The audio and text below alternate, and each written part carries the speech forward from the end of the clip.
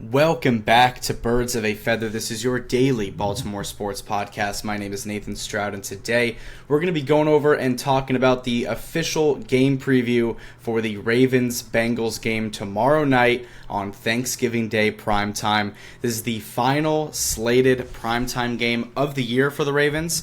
Obviously, the last 2 weeks of the year don't have specific times set for them because, the NFL will basically make primetime games and move games to different slates and stuff like that based on scenarios that are going on in the NFL, like standings and division races and stuff like that. But this is slated as of right now to be the final primetime game of the year for the Ravens. I do think that there's a chance that in Week 18, when we play the Steelers in Pittsburgh, I do think that that has a very high chance to be a primetime game because the division could come down to that game. And it's going to be really interesting to see how that goes. But obviously we'll get there whenever we get there. But we are going to be going over the official game preview for the Ravens-Bengals game tomorrow. Tomorrow is Thanksgiving. The Ravens just finished their third and final practice for the week. Monday they did a walkthrough. Tuesday and today they did full practices. And then obviously the game is going to be tomorrow in M&T Bank Stadium in Baltimore. Ravens-Bengals on prime time. It's going to be a lot of fun, going to be a ton of fun, very interesting. Every single time the Ravens and Bengals meet, it's always a pretty fun matchup. And it's especially going to be even more fun because tomorrow is actually the return of Joe Burrow for the Cincinnati Bengals. So, back whenever I said the 6-game stretch thing, back whenever I said, Bears, Dolphins, Vikings, Browns, Jets, and Bengals, that was the 6-game stretch that I, talked about so heavily on how they have to go out there and win all 6 of those games to put themselves right back in that conversation of the AFC.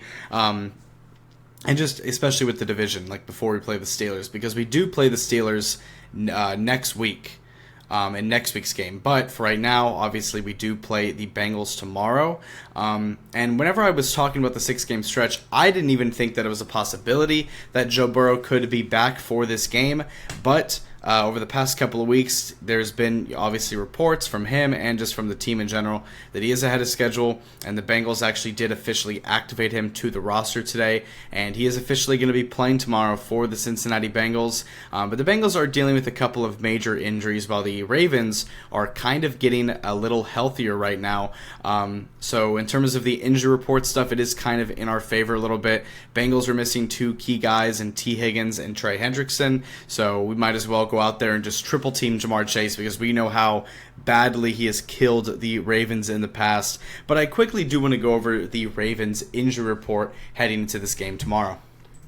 So going over the Ravens injury report, as you can see, there's quite a few names on the injury report, but Monday, again, was a walkthrough, so you can't really take too much into it, and then Tuesday, Wednesday were full-on practices. But Rashad Bateman, obviously, he has missed the past 2 games with an ankle injury. He had a mild high ankle sprain that was going to keep him out from 1 to 2 weeks. He ended up missing the game against the Browns, missing the game against the Jets. He ended up getting hurt in that Vikings game. But Rashad Bateman, he was limited on Monday, limited on Tuesday, and he got a full practice in on Wednesday. And Rashad Bateman is officially back in this lineup, which is going to be huge for the Ravens because Rashad Bateman, even back at the beginning of the year, really wasn't getting used a whole lot for the Ravens. He really wasn't getting used. Even in the first few weeks where Lamar was healthy, he wasn't getting used.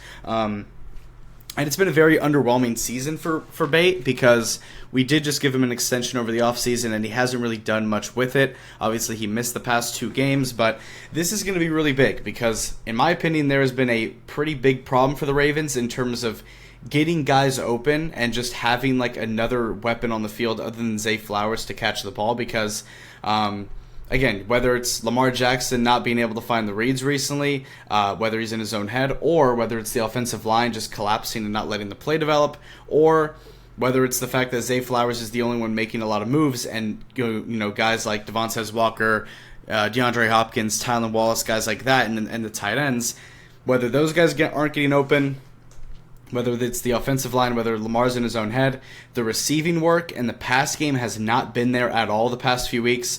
Lamar's been under 200 passing yards in the past three games, and I do think that Rashad Bateman does play a part in that. He is the wide receiver 2 on this team. He is the solidified, set-in-stone wide receiver 2 for this Ravens team. For the past couple of years, that's how it's been. Zay's the wide receiver 1, Bateman's the wide receiver 2, and then DeAndre Hopkins / Devontae Walker, and then are like the wide receiver 3, and then obviously you have the tight ends who obviously play a big role in this offense as well. But getting Rashad Bateman back is going to be big.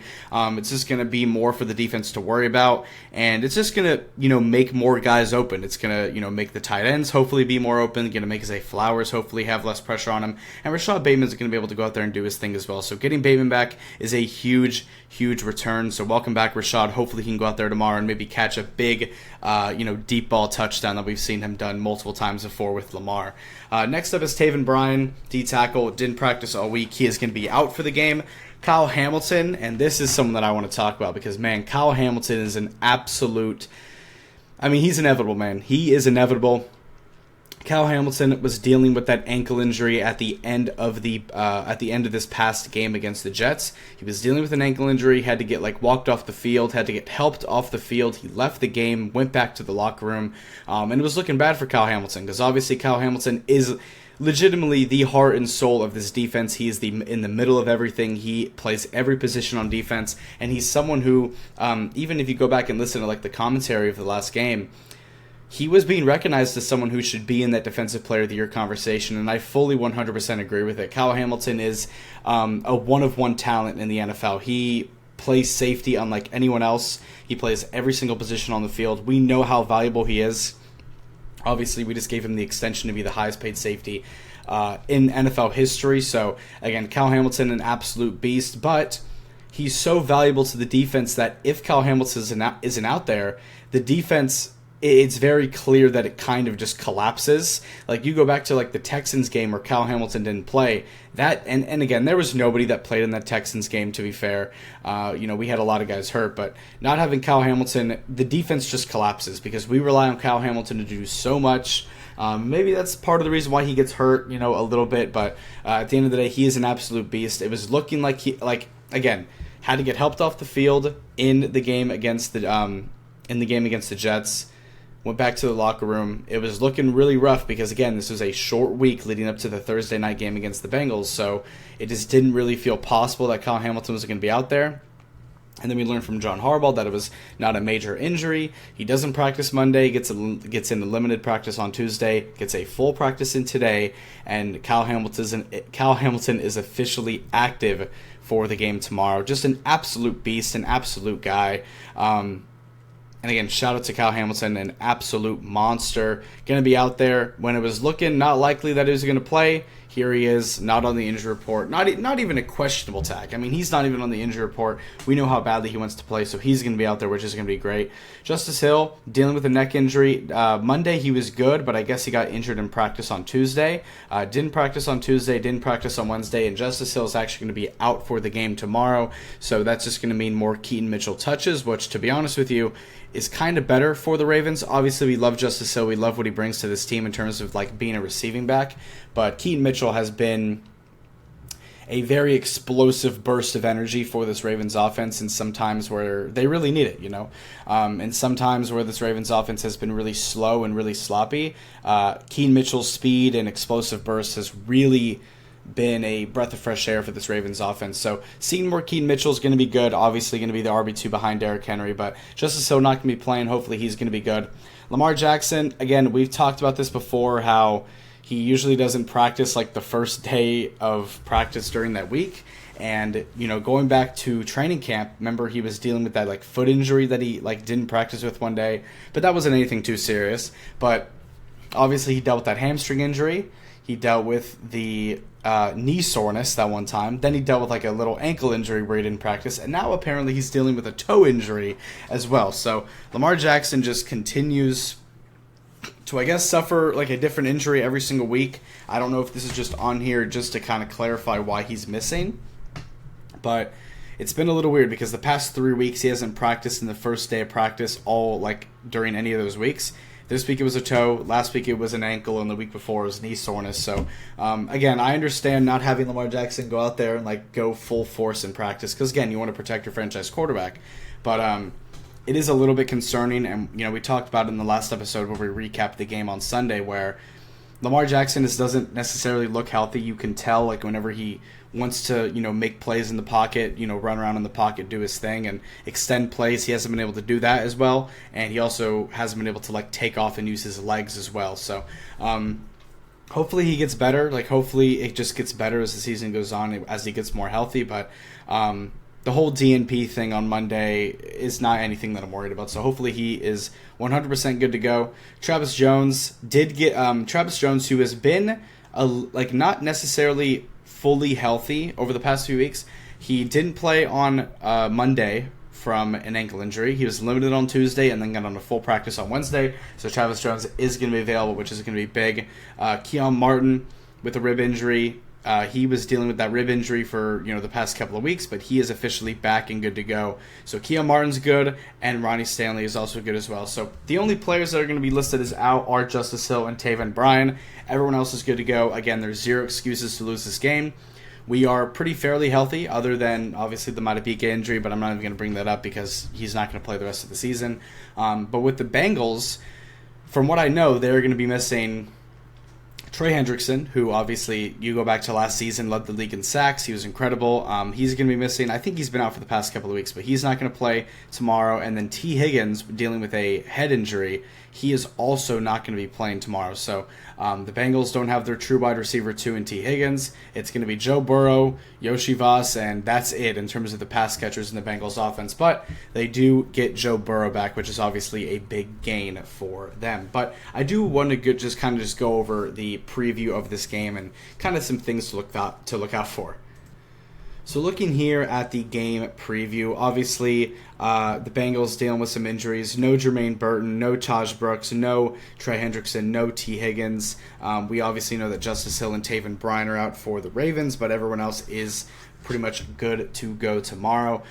Going over and looking here at just the game in general, the Ravens opened up as 7.5 point favorites, but I think that whenever Joe Burrow got officially active for this game, they moved to 7 point favorites, which, again, 7 point favorites, touchdown favorites, still good, but obviously it wasn't as bad as the 14.5 point favorites last week against the Jets, but the Ravens are favorited in this game by 7 points, by a touchdown. And it's interesting. It really, really is interesting because the Bengals are sitting at 3-8, and there was a big conversation on whether Joe Burrow should even play in this game.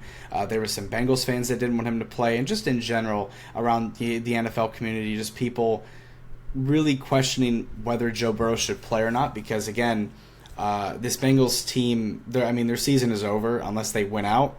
And even if they do win out, they would need other things to happen with the Ravens and the Steelers. But the Bengals are sitting at 3-8 right now. They have the worst defense in the NFL. They have one of the worst offensive lines in the NFL. And they're getting back a quarterback who is ahead of schedule on his recovery, who has a turf toe. And again, I want to clarify, this is not because I want Joe Burrow to not play this game. I think that both teams having as many players as possible is what leads to good football and competitive football. So I'm completely fine with Joe Burrow playing in this game. I'm actually very excited because every single time Lamar Jackson and Joe Burrow play each other, it's always fireworks on both ends. And obviously Lamar Jackson has kind of owned Joe Burrow throughout his career. He's 6-1 against him throughout his career. But the Ravens obviously have a ton of talent. The Bengals obviously have a ton of talent. They have Joe Burrow. They have Jamar Chase. That in itself is fireworks. But again, there's a question popping up about whether Joe Burrow should play. Obviously, he himself is saying that, I'm going to play. If I'm healthy, I'm going to play. There's no reason for me not to play because I'm healthy. And I'm not just going to sit out. I'm not going to voluntarily rule myself out because of the team's record and stuff like that. So I completely understand why he wants to play. Shout out to Joe. But obviously this is going to be a more hard matchup. This is going to be harder of a matchup than if Joe Flacco were to play for the Bengals. And if you had to ask me who I'd rather see out there, I probably would say Joe Burrow, to be honest, just because from an entertainment value as well. And this should be a very, very, very fun game. Probably a very high-scoring game as well, you would think, like it always is between these two teams. So it's going to be a lot of fun. Burrow versus Lamar once again. Joe Burrow's return on Thanksgiving primetime Thursday night football. Lamar Jackson obviously getting back into his own. But Lamar versus Burrow is kind of turning into a little bit of a rivalry. Obviously, AFC North divisional rivals is its thing.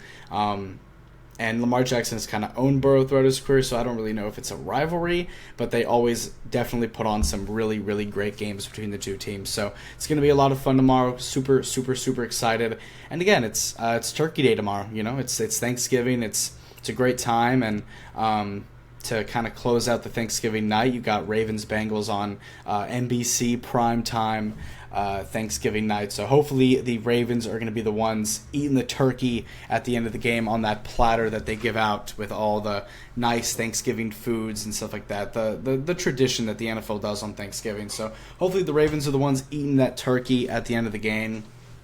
But I do kind of want to go over just some things that I'm looking forward to in this game and just some things to look out for the Ravens. Number one, I'm going to speak about the Ravens defense, because obviously the Ravens defense has a tough task ahead of them because the Bengals offense is very good, especially with getting Joe Burrow back. They're going to be very good. They are going to take a little bit of a step back with no T. Higgins, but the offense is fireworks. Jamar Chase is arguably, in my opinion, the best receiver in the NFL. You have Joe Burrow, who obviously they have. If you want to talk about chemistry between a player and a pass catcher, Joe Burrow and Jamar Chase might have the best chemistry in the NFL between two players. So that in itself is obviously scary between them two. So stopping Jamar Chase is the number one thing that they need to do, whether that's double him at all times, because you are going to have to force Joe Burrow to throw the ball to other players. Guys like Mike Gesicki, guys like, Andre Yosivash, even maybe like little checkdowns and running the ball with Chase Brown. You are going to have to force the Bengals to give the ball to someone other than Jamar Chase, because Jamar Chase will eat you alive. We saw what happened last year in the game between the Ravens and Bengals on Thursday Night Football, not on Thanksgiving, but just on Thursday Night Football, where the Ravens were wearing their alternate uniforms, like they are going to be doing tomorrow. But Jamar Chase in that game had 250 receiving yards and 3 touchdowns. He absolutely dominated us in that game. And then again, he's going to be looking for Jamar Chase a lot. I mean, with no T. Higgins, he is going to be the 100% main target on this team. It's not even a question. So not letting Jamar Chase beat you is the biggest thing in my opinion. Obviously, it's going to be a big task on guys like Nate Wiggins, Marlon Humphrey, Alohi Gilman, Cal Hamilton, even if he's going in the slot, and Malachi Starks. It's going to be a big, big test for these guys, but not letting Jamar Chase kill you is the biggest thing in this game, and being able to stop the run. The Bengals' rush offense is not great. Chase Brown is more of a receiving guy, kind of a do-it-all running back, but in terms of actually running the football, he has not been great. The Bengals' offensive line is not great, so getting some pressure on Burrow, making it difficult on him, and just not letting Jamar Chase kill you is the main things in this game. Get to the quarterback, create pressure on Burrow, make him try to run, you know what I mean? Make Joe Burrow move as much as he can in the pocket, because again, he is playing on a hurt toe. It probably doesn't hurt as much right now because he's recovering, because he's probably pretty much fully recovered from it, but making Joe Burrow uncomfortable, making him move around a lot in the pocket, forcing him out to different ways, and just not letting Jamar Chase absolutely kill you in this game. And we should be good in terms of defense on that front, but when it comes to the Ravens offense versus the Bengals defense, I know last week I said that I expect an absolute blowout win from the Ravens, and they did win by double digits. They won by 13 points, 23-10 over the Jets. But it was not a win that I could really come out of and be super unbelievably proud and happy with that win, because I wasn't. And I don't think any Ravens fan or player thinks that exact same way. But there is a difference with this situation, and that is the fact that the Cincinnati Bengals defense is the worst defense in the National Football League. They have given up a boatload of points. They are horrendous against the run, and they are not good against the pass. So the easy answer you can say, really, and really the right answer in this scenario, is give Derrick Henry the damn ball. Give Derrick Henry the damn ball. This is the worst rushing defense in the entire NFL. And if Derrick Henry cannot get it going against the Cincinnati Bengals and this offensive line cannot create him holes, and if Derrick Henry cannot get downfield, it will be extremely, extremely disappointing. And I'm going to be honest with you guys. I expect the Ravens, and I said this last week against the Jets, I know. But this Bengals defense is far worse than the Jets defense. I expect that this Ravens offense to fully click on all levels like they haven't all year. Or not all year, like they haven't since Lamar has come back. Ever since Lamar's come back from injury, we've put up, 28 points against the 28 points against the Dolphins, 27 points against the Vikings, 23 points against the Browns, and then 23 points against the Jets. I need this Ravens team to go out there and get 30 points. I need a 30-point performance from this Ravens offense, maybe even a 40-point performance, because that's what this offense is capable of if we're clicking on all cylinders. And again, Lamar Jackson easing back into action, trying to figure it out. It's taken a little bit longer than I think a lot of us would have hoped, but we're playing the worst defense in the NFL, and this Ravens offense has the ability to go out there and absolutely put up firework numbers, which we've seen multiple times before. So if this Ravens offense cannot get it going, cannot get on the same page, and cannot go out there and score points and finish drives in the red zone, and if they cannot do that against this defense, then we are doomed. If we cannot go out there and be productive on offense against a Cincinnati Bengals defense that doesn't have their best player and is already horrible, if we can't do that, we are absolutely doomed when it comes to the rest of the season. And I said that last week against the Jets, I know. But I trust in this Ravens defense. I trust that Derrick Henry's going to have a huge day, and then that's going to lead to obviously a bunch of other good things. It's going to open up the pass more. We're going to be able to play more Ravens offensive football like we're used to, and then we're kind of just going to go from there, do our thing, make the right reads, make the right moves, don't make dumb decisions, and I really, really, really hope that Lamar Jackson can go back to having an incredible day tomorrow. Same with Derrick Henry, and I'm expecting straight fireworks from this Ravens offense. But when it comes to the Ravens defense, the Bengals, they have Joe Burrow back, they have Jamar Chase, and those two guys can absolutely destroy you. So making Joe Burrow uncomfortable in the pocket, and also just making sure Jamar Chase doesn't kill you too much is the major things for this game.